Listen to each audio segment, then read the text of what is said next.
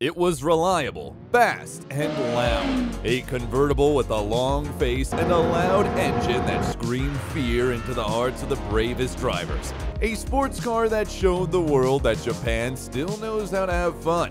It was the perfect rear-wheel drive car from the company that perfected front-wheel drive. A vehicle that did not only celebrate a historical milestone for its manufacturer, but also beat other cars by many miles, set its name in stone, and created a history for itself.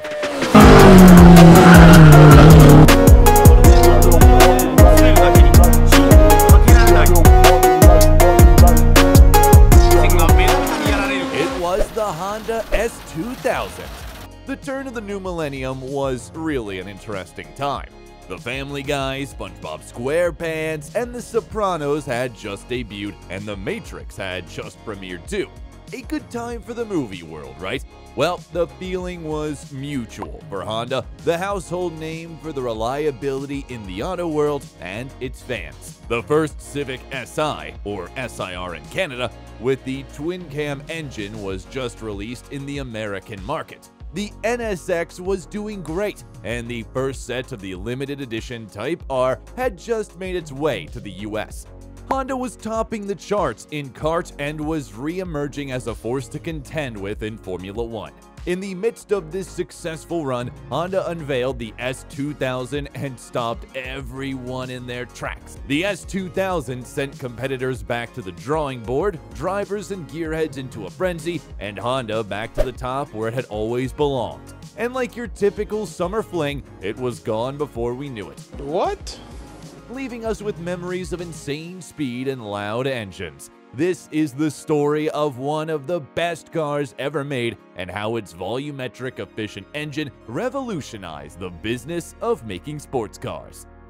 When you hear the name Honda today, you think of one of the most reliable car brands in the world. But long before now, in the 1920s, it was simply the name of a Japanese mechanic. Soichiro Honda started his journey in the world of engines and mechanics early as an apprentice in his father's bicycle repair shop. He was fascinated by mechanical devices and was inquisitive about how they worked, and because bicycles were the most complex mechanical device at the time, he learned how to repair them with his father. He was going home from his father's workshop one tired evening when he saw something that would change the course of his life and that of the automobile world forever. He saw a Ford Model T bouncing down the road. Big ups to Henry Ford, by the way. Man has been out there inspiring people and changing lives for centuries.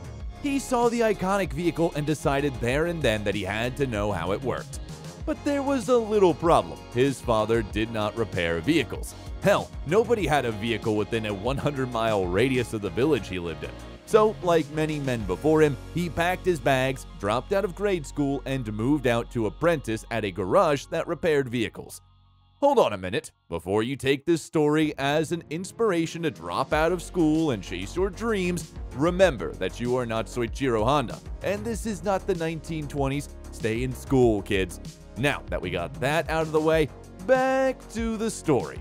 With time, he became a renowned mechanic with his own repair shop and a dream to buy his own car one day. He even started building custom race cars and motorcycles in his spare time when he was not tinkering away at other people's vehicles. But his dream of building his own car had a slight delay. You have heard about it, read about it, and even seen movies about it. It started with an invasion, followed by retaliation, rains of bombs, and explosions that literally redefined Japan. The Second World War came and impacted Honda's life. Many Japanese have a personal story to tell about the Second World War, and Soichiro Honda was one of them. At the start of the war, he was producing mechanical parts for the war efforts until his workshop was bombed in 1944 and the salvageable parts got destroyed in an earthquake that followed in 1945. When it rains, it pours, right? Well, Honda picked himself up and sold the rubble of his workshop for about 400,000 yen, with which he founded the Honda Technical Research Institute in the same year, 1945. Okay, we have to concede that is a mouthful. What was he thinking? And no, it was not a college or training facility. It was an engineering company that made motorized bicycles that metamorphosed into motorbikes. Don't mind Soichiro. He must have thought naming his new company like a college would hide the fact that he dropped out of school. We saw through that, old man. Fast forward to 1949, the company was liquidated and its proceeds were used to form a new company, Honda Motor Company.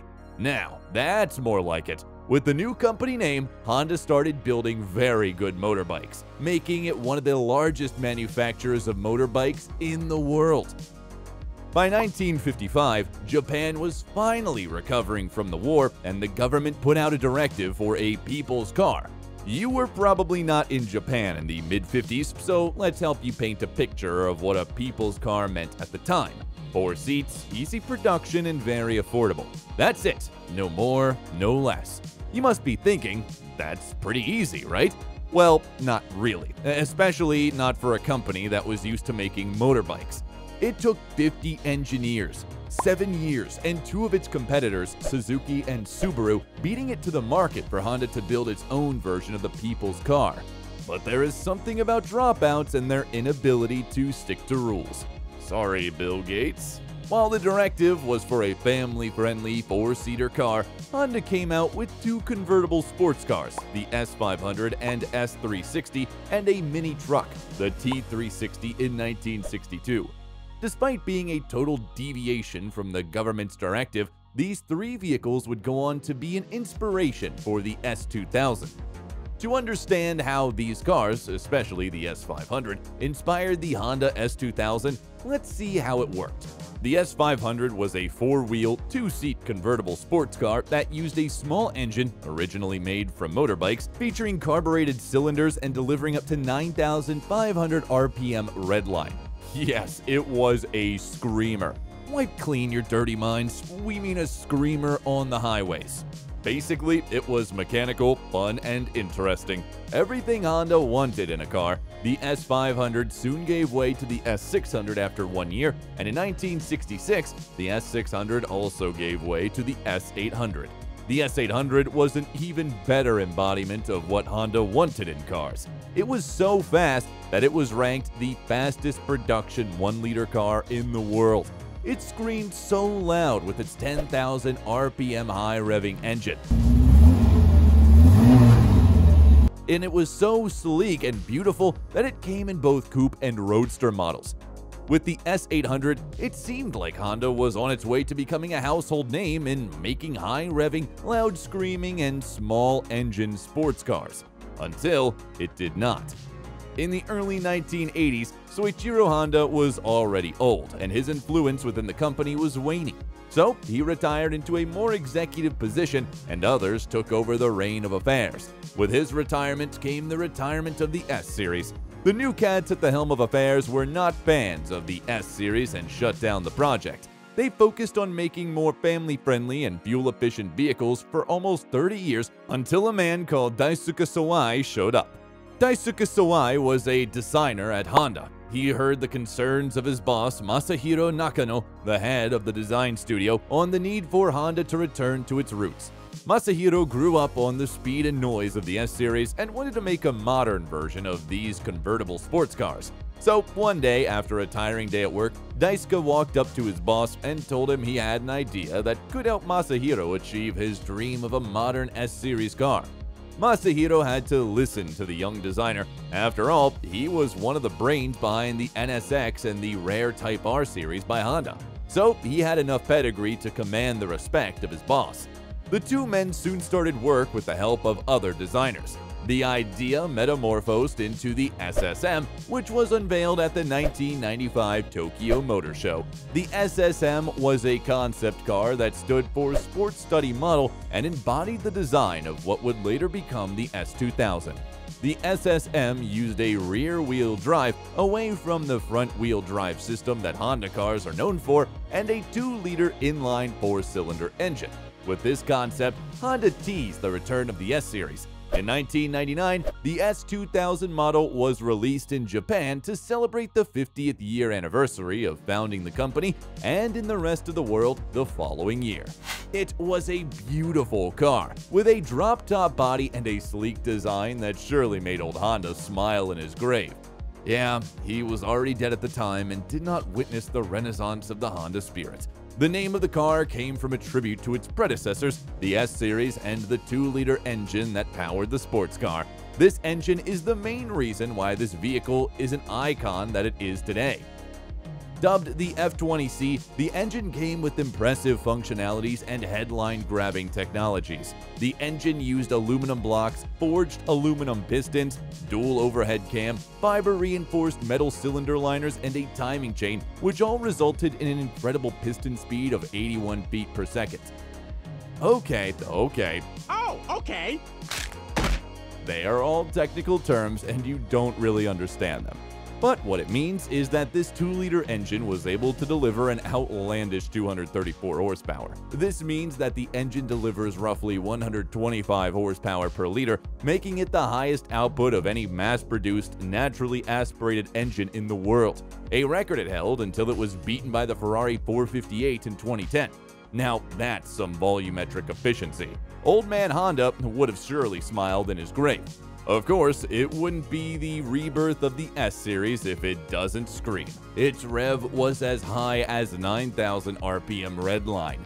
Now, despite all of these outstanding features, the S2000 did not hit the ground running in the US. You see, Americans were used to big vehicles with large torque, which was something the sports car did not have. So in a bid to deliver on the American mandate and build an S2000 that the Americans would love, Honda did a facelift and released the upgraded S2000 in 2004, naming it the AP2 since the first release was given the chassis designation known as AP1. The difference between AP1 and AP2 is the engine, and of course the chassis designation. The upgraded AP2 came with an F22C1 engine, which was bigger, stroked at 2.2 liters, and provided more torque as required by the American market. However, Honda had to sacrifice its rev for this new model, with the highest rev peaking at 8,200 RPM redline. The new S2000 was an instant hit with the American market, as it was featured in the Fast and Furious movie. You remember the scene where Jesse got beaten by Johnny Tran? Johnny Tran was driving a 100K Honda S2000. With the 2008 automobile industry crisis, Honda decided to discontinue the S2000. Sales were lagging and the market seemed to have had enough of this loud monster. As a thank you to its customers, Honda made some limited editions of the S2000, with the best being the CR model. The CR model stood for Club Racer, and it was made an upgraded trim level to the AP2 that was reserved for the American market. Yes, for once, the US got a cooler car than Japan. No! People got a lighter, faster, and better performing S2000 with the Club Racer model. It came with features such as track revising exhaust and suspension system, wider tires, and CR-specific wheels. There are rumors that Honda is considering a return for the S2000, and why not? We got a newer NSX Type R, and there is even a new S-Series model for the Japanese market. The only snag is that the purported new S2000 might come as an EV. Ugh, yuck. As for us, we hope Honda makes the return of the S2000. If it happens, worth it by remaining true to the Honda spirit and making a car that old man Honda will be proud of again.